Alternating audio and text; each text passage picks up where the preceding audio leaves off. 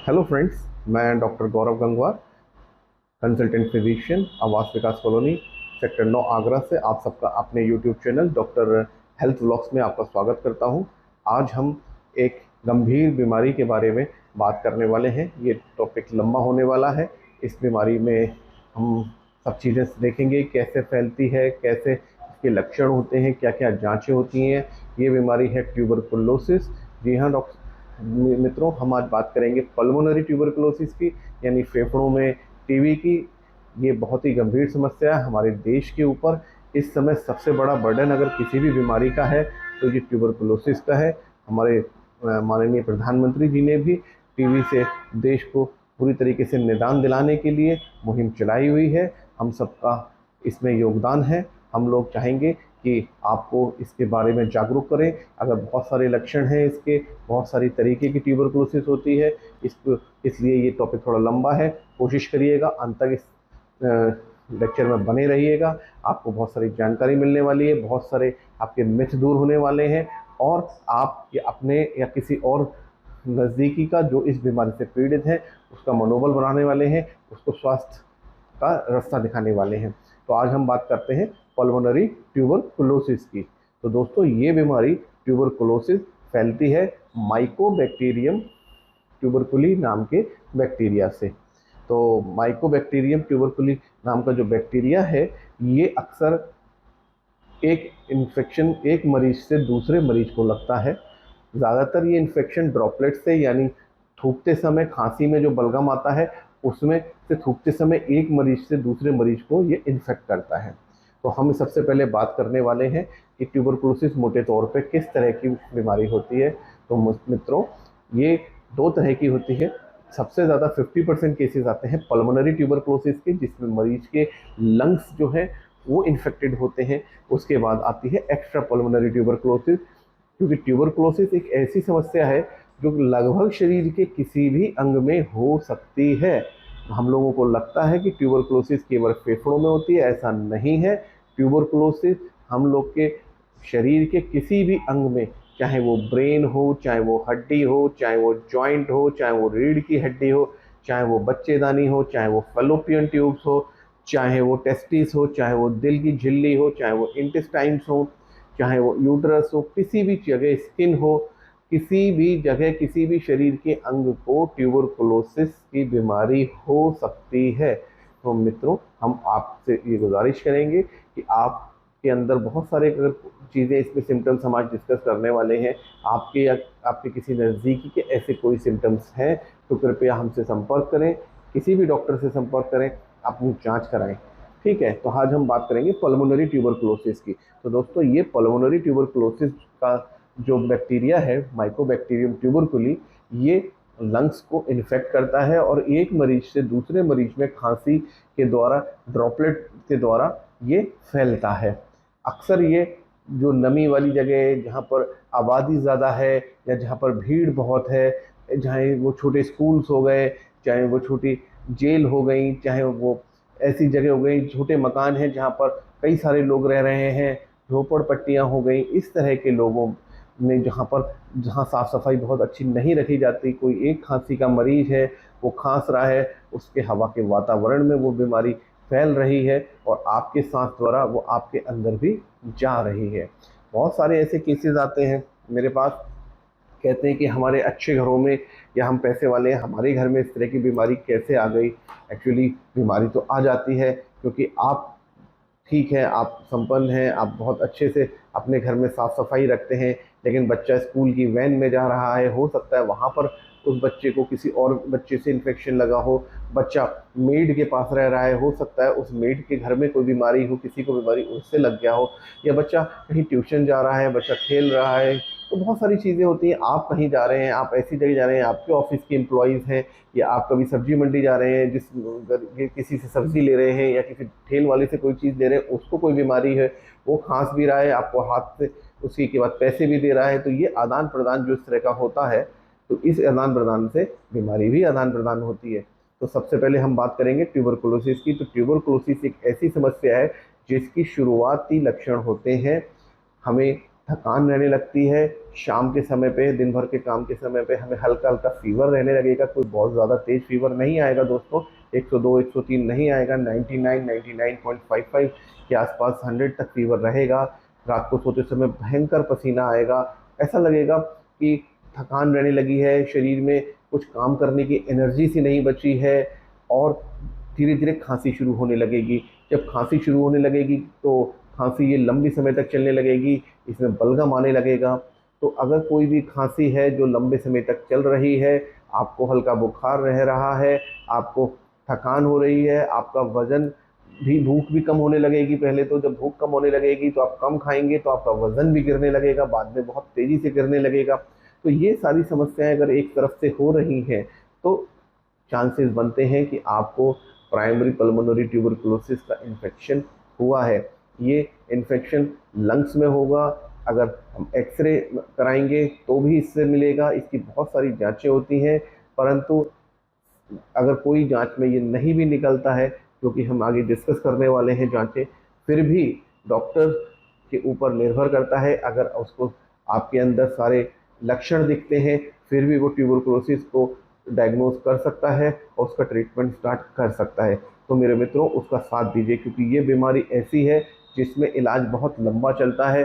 सबसे आसान, सबसे साधारण ट्यूबरकुलोसिस में भी इलाज 6 से 9 महीने चलता है, और अलग अलग अंगों में होती है तो 6 से 9 महीने से लेकर ये 1.5 से 2 साल तक इलाज चलता है। ये लंबा इलाज है। इसीलिए इतना लंबा इलाज क्योंकि लोग करा नहीं पाते, कभी ना कभी ये ब्रेक हो जाता है या मरीज सही होने लगता है तो ये दिक्कत होने लगती है, वैसे ही इलाज टूट जाता है। तो देखिए, सबसे पहले होता क्या है कि किसी के शरीर के अंदर अगर ट्यूबरकुलोसिस का बैक्टीरिया आ जाता है तो वो शांति से पड़ा रहता है और एक ग्रेन्युलोमा फॉर्म में लंग्स में, गले में, किसी भी गिल्टी में, किसी भी लिम्फ नोड में आके रुक जाता है। और उसके अंदर वो कोई भी इन्फेक्शन नहीं करता। नॉर्मली देखा जाए तो एक बहुत बड़ी आबादी में इस तरह का बैक्टीरिया पहले से हम लोग के अंदर होता ही होता है। इस चीज़ की जांच करी जा सकती है पीपीडी से या मॉन्टूक्स टेस्ट से। अगर आपके अंदर ये चीज़ पॉजिटिव आती है, वेयर बनता है, तो हो सकता है आपके अंदर वो पहले से ट्यूबरकुलोसिस का बैक्टीरिया पड़ा हुआ हो, लेकिन वो कोई इन्फेक्शन नहीं कर रहा है, वो ग्रेन्युलोमा फॉर्म में पड़ा हुआ है, इसलिए वो लेटेंट इन्फेक्शन ऑफ ट्यूबरकुलोसिस कहलाता है। लेकिन कभी कभी जब हमारी शरीर की प्रतिरोधक क्षमता बहुत कम होने लगती है और हम लोगों की भूख कम होने लगती है, या हम और किसी स्ट्रेस में आने लगते हैं, किसी और चीज़ में हम लोग को लगने लगता है, और ये ट्यूबरकुलोसिस का जो ग्रेन्युलोमा फॉर्म में बैक्टीरिया पड़ा हुआ था ये एक्टिव स्टेज में आ जाता है, तो ये लंग्स में या शरीर के किसी भी अंग को इन्फेक्ट करने लगता है। 50% से ज़्यादा केसों में ये लंग को ही इन्फेक्ट करता है, क्योंकि इसको सर्वाइवल के लिए ज़्यादा ऑक्सीजन की ज़रूरत रहती है। तो ज़्यादा ऑक्सीजन की ज़रूरत रहती है तो लंग्स सबसे ऐसी जगह होते हैं जहाँ ऑक्सीजन पर्याप्त मात्रा में मौजूद होती है, इसलिए ये लंग्स में सबसे पहले इन्फेक्शन कॉज करता है। और ये इसमें जब इन्फेक्शन होने लगता है तो उस इंसान को बुखार रहेगा, वज़न कम होगा, थकान रहेगी, खांसी आएगी, खांसी में खून आ सकता है, खांसी में बलगम आ सकता है, बलगम में खून के थक्के आ सकते हैं। तो ये सारी चीज़ होती है। अब आती है कि हम इस चीज़ की डायग्नोसिस कैसे कर सकते हैं। इस चीज़ की डायग्नोसिस हम कर सकते हैं अगर सबसे पहले एक एक्सरे करा के। एक्सरे में अक्सर हमें कोई कैविटी दिख जाती है, हमें कोई फेफड़े में, एक साइड के फेफड़े में पानी दिख जाता है, या पूरे फेफड़े में जब कोई इन्फेक्शन का एक धब्बा सा दिख जाता है जिसे हम लोग पहचान सकते हैं। अगर इस तरह की बात होती है तो ये ट्यूबरकुलोसिस मानी जाती है। लेकिन फिर भी सबसे अच्छी जांच ट्यूबरकुलोसिस की होती है कि अगर बलगम आ रहा है और उस बलगम में ये एएफबी टेस्ट होता है। अगर एएफबी टेस्ट से ये चीज़ स्पुटम में, बलगम में कीटाणु निकल आता है पल्मोनरी ट्यूबरकुलोसिस का, तो ये एक 100% जांच मानी जाती है कि आप मरीज को, इसमें ये जांच पॉजिटिव निकली है, उसे ट्यूबरकुलोसिस हो चुकी है। तो ट्यूबरकुलोसिस का एक ये जांच है। इसके अलावा टीबी का इंटरफेरॉन, गामा इंटरफेरॉन भी एक इन्वेस्टिगेशन है। बाकी ये बच्चों में भी ट्यूबरकुलोसिस लंग्स की होने लगती है, या प्राइमरी कॉम्प्लेक्स होने लगता है। ये प्राइमरी कॉम्प्लेक्स है, बच्चों के गले में इस तरह में यहाँ पे कोई गिल्टियाँ होने लगेंगी जिसमें दर्द होने लगेगा। वो गिल्टी नॉर्मली पैल्पेबल होने लगेंगी, बड़ी होने लगेंगी। तो इस तरह की गिल्टियाँ हैं। बच्चों की भूख कम हो जाएगी, बच्चों में वज़न कम होने लगेगा, बच्चों के खेलने की क्षमता कम होने लगेगी, बच्चे बहुत पेल पेल और लो एनर्जी के लगने लगेंगे। बार बार बुखार आने लगेगा, बार बार खांसी होने लगेगी, इस तरह के अगर लक्षण हैं तो ये बच्चों में प्राइमरी कॉम्प्लेक्स या बच्चों की ट्यूबरकुलोसिस की शुरुआती लक्षण है। अगर आप में इस तरह के कोई लक्षण दिखते हैं तो कृपया डॉक्टर को दिखाएं, अपनी जांचें कराएं। तो अब तो ये बात हुई। अब बात हुई कि अगर ट्यूबरकुलोसिस का इलाज समय पर नहीं किया जाता है तो ट्यूबरकुलोसिस में जो लंग्स में इन्फेक्शन हुआ था उसमें पानी भर सकता है, पूरा का पूरा लंग डैमेज हो सकता है, या उसमें बड़े बड़े घाव या केविटी हो सकती है, नेक्रोसिस हो सकती है, या ये है कि वो ब्लड स्ट्रीम में पहुंच जाएगी ट्यूबरकुलोसिस और पूरे ही लंग्स में एक छोटे छोटे छोटे छोटे पैचेस बनते मिलियरी ट्यूबरकुलोसिस हो जाती है। जब इस तरह की ट्यूबरकुलोसिस होती है ये बहुत ही कठिन होती है बीमारी को ठीक करने के लिए। अब हम बात करेंगे कि ट्यूबरकुलोसिस का इलाज संभव है। जी हाँ दोस्तों, ट्यूबरकुलोसिस का बहुत अच्छा इलाज संभव है। ट्यूबरकुलोसिस की नई बहुत सारी दवाइयाँ ऐसी हैं जिसका इलाज किया जा सकता है, जिससे इलाज किया जा सकता है। सरकार भी डॉट्स के माध्यम से इसका इलाज निःशुल्क करती है और प्राइवेट में भी इसकी बहुत सारी दवाइयाँ हैं जिससे इसका इलाज किया जा सकता है।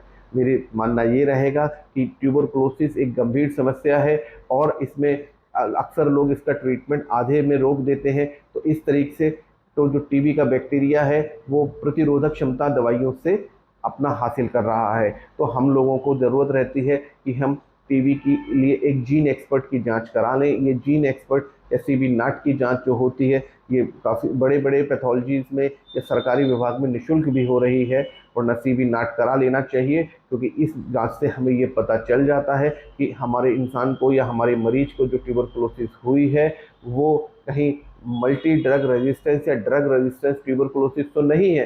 क्योंकि ड्रग रेजिस्टेंस ट्यूबरकुलोसिस का वैसे पता चलता है जब 6 या 9 महीने का कोर्स कर लेते हैं, उसके बाद भी जब नहीं जाती, लेकिन तब तक काफ़ी देर हो चुकी होती है। इसलिए बेहतर रहता है कि हम नए मरीजों में, जिनको नए डायग्नोस मरीज हैं या किसी गंभीर मरीज के संपर्क में वो आए हैं, तो सीबी नाट या जीन एक्सपर्ट की जांच करा लें, जिससे हमें अंदाज़ा लग सके कि उनकी जो ट्यूबरकुलोसिस है वो साधारण है या ड्रग रेजिस्टेंस है, सिंगल ड्रग रेजिस्टेंस या मल्टीपल ड्रग रेजिस्टेंस ट्यूबरकुलोसिस तो नहीं है, ताकि उसका इलाज शुरुआती तौर पे ही अच्छे से किया जा सके। अब बात आती है कि इसके इलाज के बाद हमें और क्या क्या चीज़ें ध्यान रखनी है। देखिए दोस्तों, ट्यूबरकुलोसिस एक ऐसी बीमारी है जिसमें शरीर की एनर्जी, शरीर की क्षमताएं बहुत कम हो जाती हैं। इसलिए कभी ऐसा हो तो मरीज का सबसे ज़्यादा ध्यान रखना है आराम का, यानी मरीज भरपूर आराम ले, क्योंकि शरीर में एनर्जी कम होती है। मरीज अच्छी मात्रा में भरपूर डाइट ले, जिसमें वो सारा प्रोटीन भी खूब ले, जिसमें वो कार्बोहाइड्रेट भी खूब ले, और खूब आराम करे। मरीज की को अगर ये भी देखना पड़ेगा अगर ट्यूबरकुलोसिस हुई है कि उसे HIV या इस तरह की कोई और इम्यूनो कॉम्प्रोमाइज बीमारी तो नहीं है। आजकल बढ़ती हुई डायबिटीज़ में भी ट्यूबरकुलोसिस की चीज़ें बहुत बढ़ गई हैं। तो अगर आपको डायबिटीज़ है तो भी आप ट्यूबरकुलोसिस का समय पर ट्रीटमेंट या इलाज या जांच कराते रहें। HIV है तो ये भी कराते रहें, क्योंकि ये बीमारी बहुत तेज़ी से हमारे शहर में, हमारे देश में, हमारे पूरे भारत में फैल रही है और जाने अनजाने एक दूसरे को ये लग रही है।